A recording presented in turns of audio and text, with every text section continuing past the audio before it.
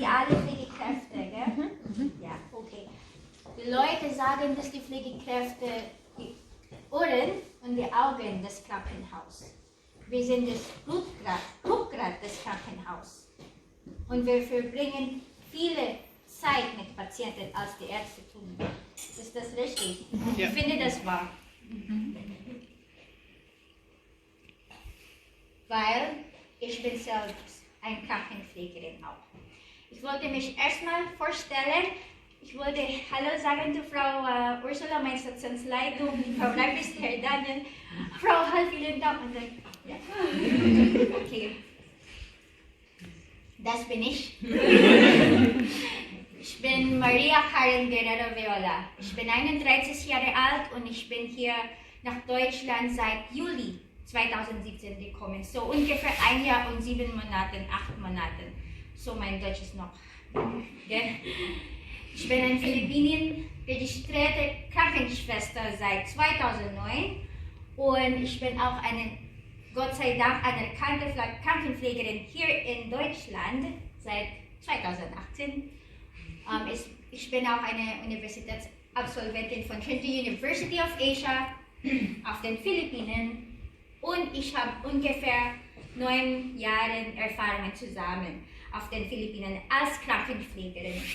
So mehr als 5 Jahre Erfahrung als Krankenschwester in Mandaluyong City Medical Center. Das ist ein öffentliches Krankenhaus auf den Philippinen.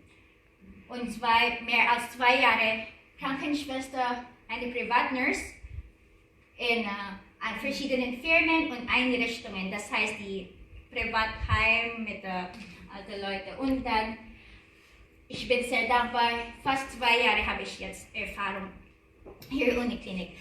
Nur dass Sie wissen, ich arbeite seit Juli 2017 im Neurozentrum auf Station Federklause als Neurochirurgie Krankenschwester. So, was ich heute erzählen möchte, 3 Themen. Warum, wann und wie sind wir hier? Vielleicht Sie wundern, warum sind die Filipinos hier? Filipinos heißen wir auch. Und wie ist das Arbeitskultur auf den Philippinen? Und wie haben wir uns die deutsche Kultur angepasst und die Unterschiede behandelt? Warum? Sie merken, wir merken alle uns dann, dass mehr und mehr Pflegekräfte, die von anderen Ländern hier kommen, zum Beispiel, und Philippinen sind eine von denen. Italien, Tunesien, Bosnien, gibt so viele Leute. Und warum ist das? Es liegt auf der Hand, dass der Grund Pflegekräftemangel ist. Nicht nur in Deutschland, auch in Australien, Neuseeland, Amerika, Kanada, Singapur, Japan, auch von unserem Land, Philippinen. Und wann? So, ich erinnere mich, seit Jahr 2013, ich habe eine Bewerbung gesehen im Fernsehen, eine News. Deutschland braucht 500 Krankenschwestern. Ich hatte großes Interesse. Europa. Ich bin nie da gewesen. Und vielleicht, ich hatte schon Erfahrungen, ich bin schon alt, ich will mich meine Karriere ein bisschen höher machen. Dann habe ich mich beworben. So, Triple Win Project, wo ich die Projekt, das mir geholfen hat, hatte Deutsche Gesellschaft für internationale Zusammenarbeit in Partnerschaft mit Philippine Overseas Employment Administration. Das ist in unserem Land, das ist auf den Philippinen. Sie nehmen nicht nur von Philippinen, aber auch in Serbien, Tunesien, Bosnien gibt es auch. So, wie? Es scheint es einfach ist, aber nicht.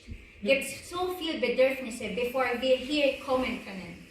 Wir müssen erstmal diese haben. Auf den Philippinen, um als Krankenschwester zu werden, muss diese Grad zu haben. Bachelor of Science in Nursing. Ich weiß nicht auf Deutsch, so ich habe muss man viele lernen.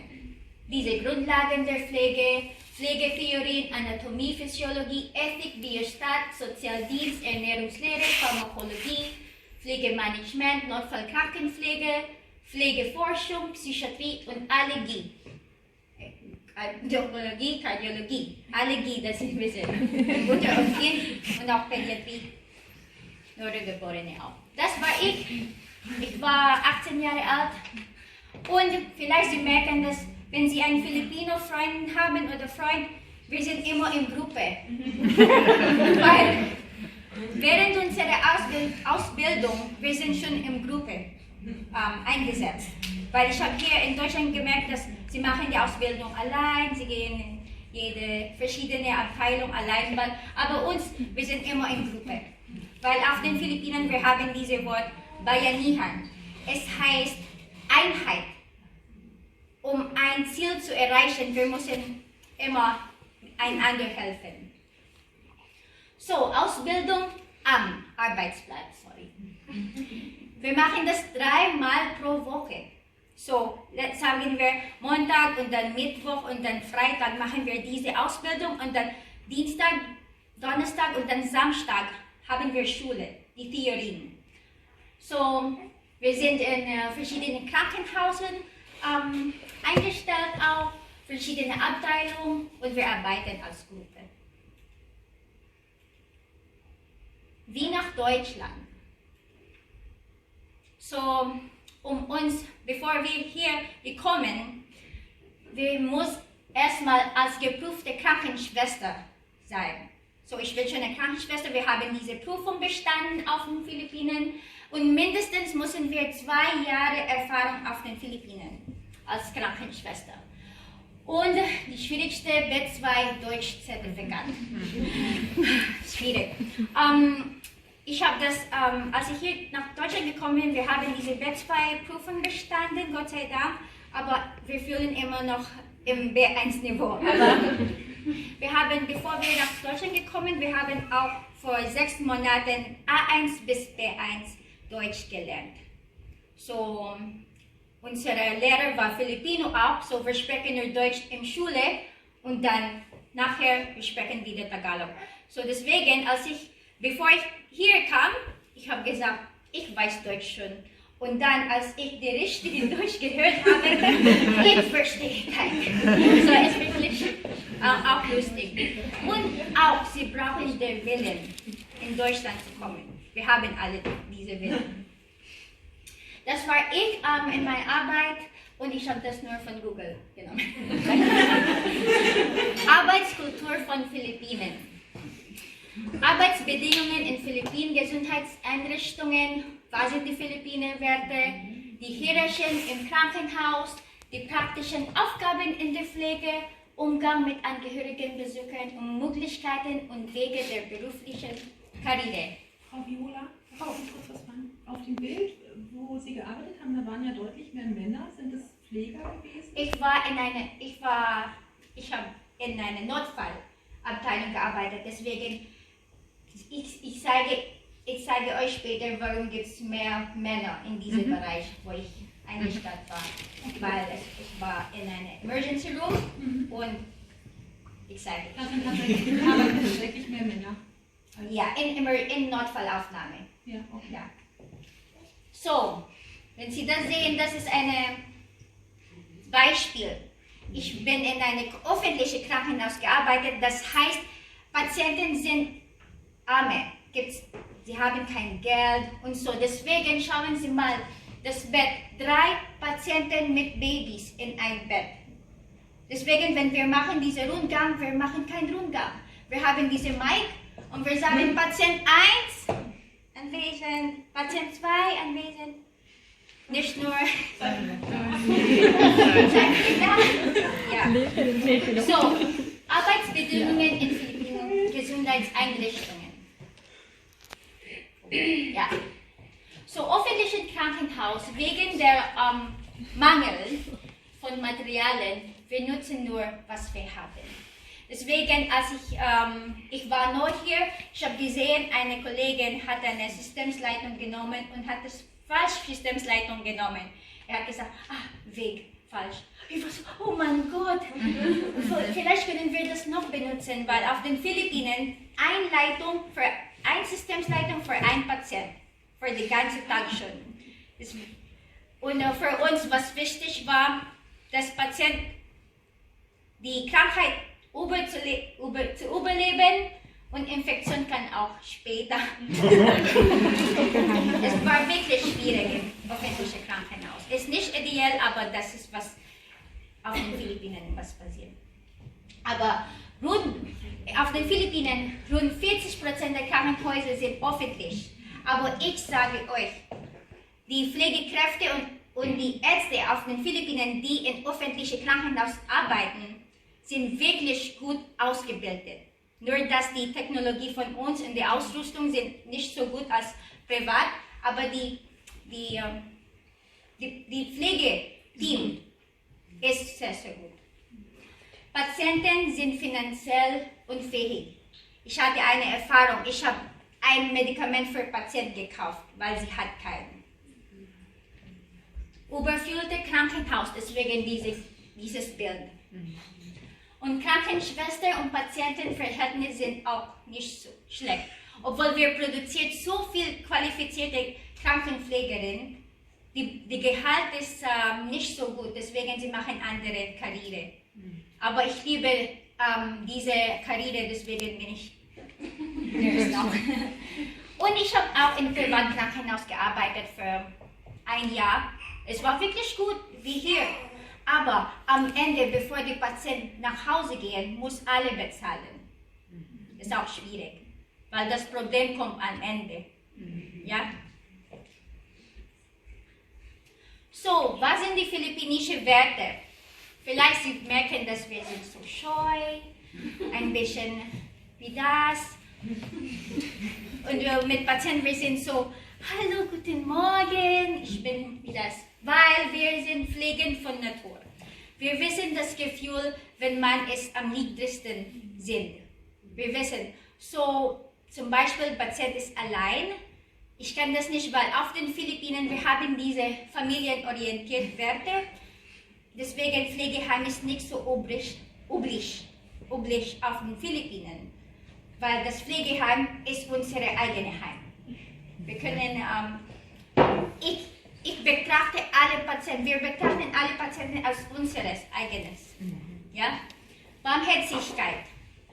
Und vielleicht Sie merken, dass wir sind ja scheu. Wir sagen immer ja, wegen Respekt. Weil wir sagen ja, weil wir wollen, was wir machen könnten, machen, bevor wir Nein sagen. Aber wir haben auch sehr gut gelernt, dass wir müssen auch Nein lernen zu sagen. Und das ist auch sehr gut. Sehr, sehr gut, dass ich von hier Deutschland gelernt habe. Weil bevor ich sage immer ja. Senioritätsprinzip. Zum Beispiel, Alisa ist früher hier gekommen. Ich sage immer Mom Alisa. Und ich sehe sie als mein Mentor, weil sie hat mehr Erfahrung. Und das Respekt ist sehr, sehr. Deswegen zum Beispiel, am Anfang habe ich alle Ärzte gesagt, Dr.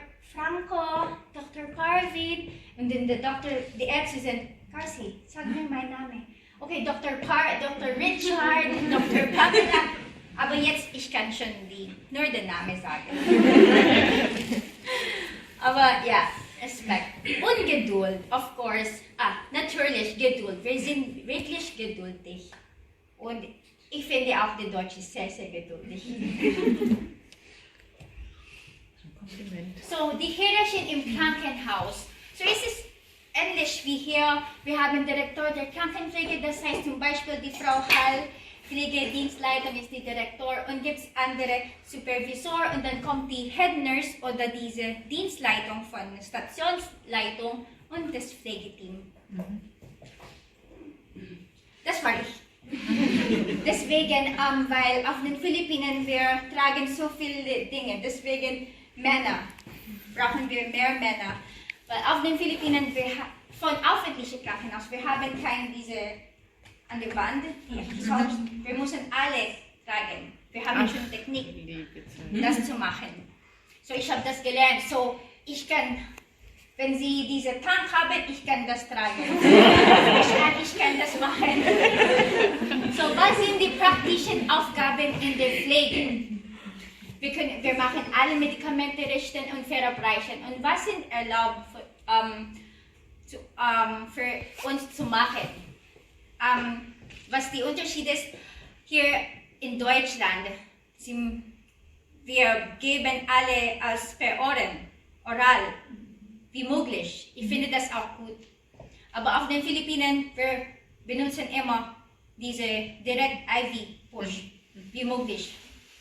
So, wir machen die Direkt-IV-Push zu Patienten, IV hineinlegen, Blut abnehmen, wir machen das auch, Bedecker einlegen, Magensonde legen, Bluttransfusion machen wir das auch.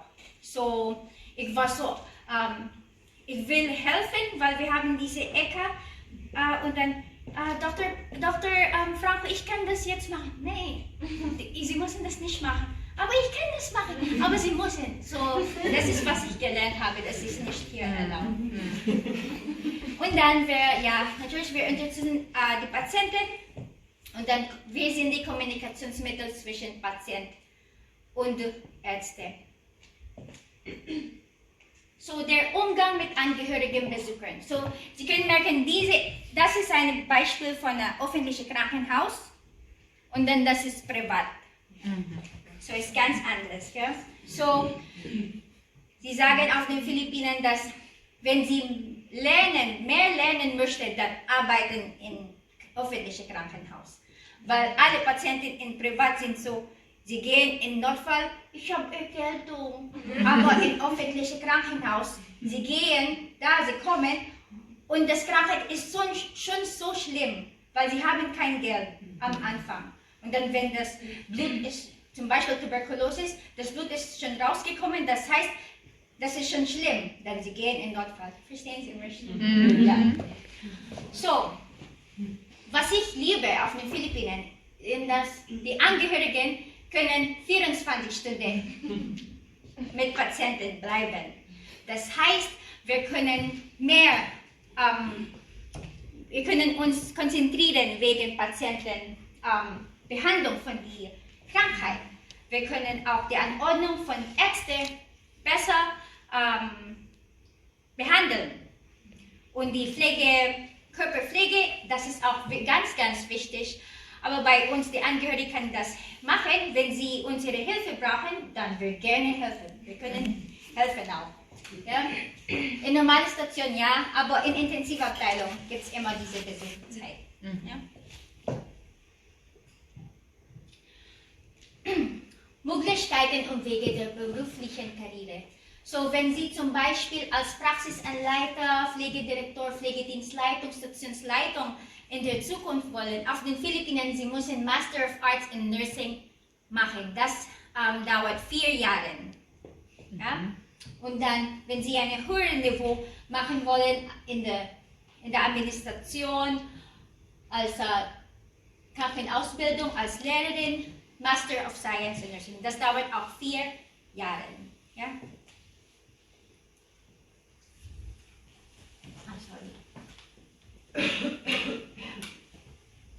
So, wie haben wir uns in die deutsche Kultur in der Arbeit angepasst? Das war ich und meine Kollegin auf Station Friedrich-Krause.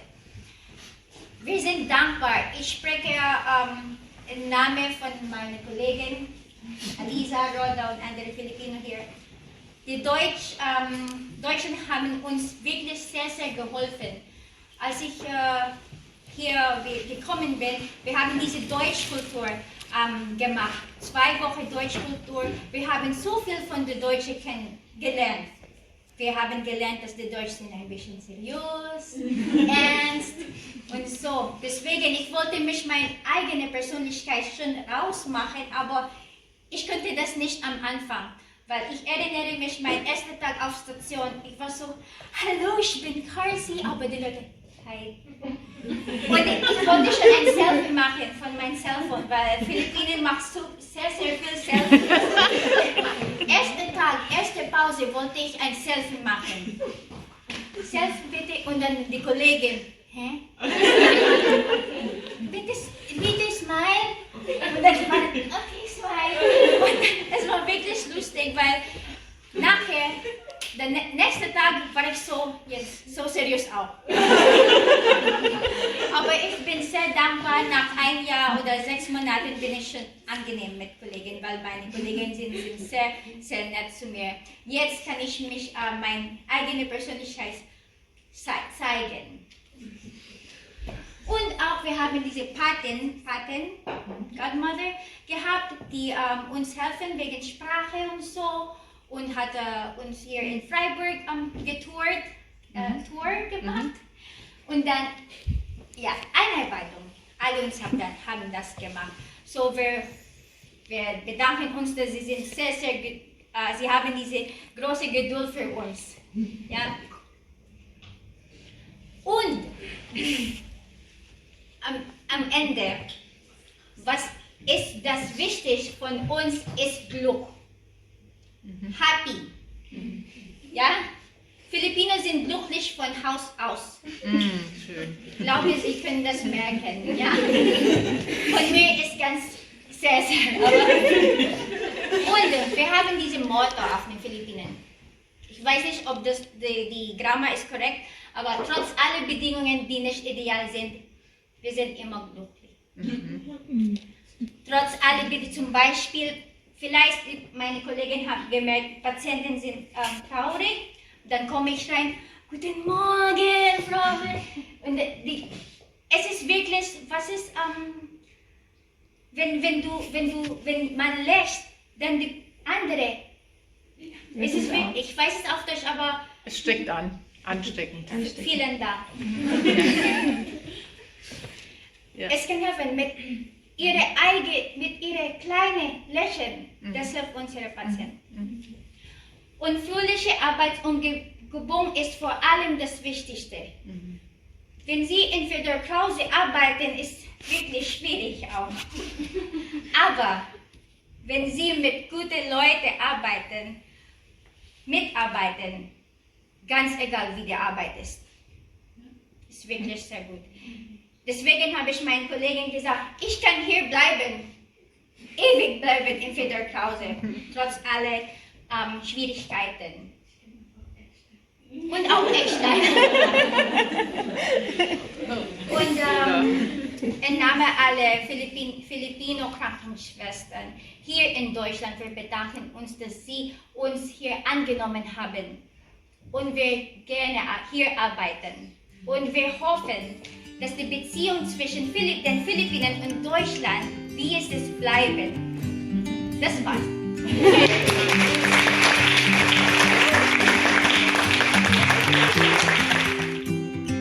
Hi, Carsi here. Please like and subscribe to my YouTube channel.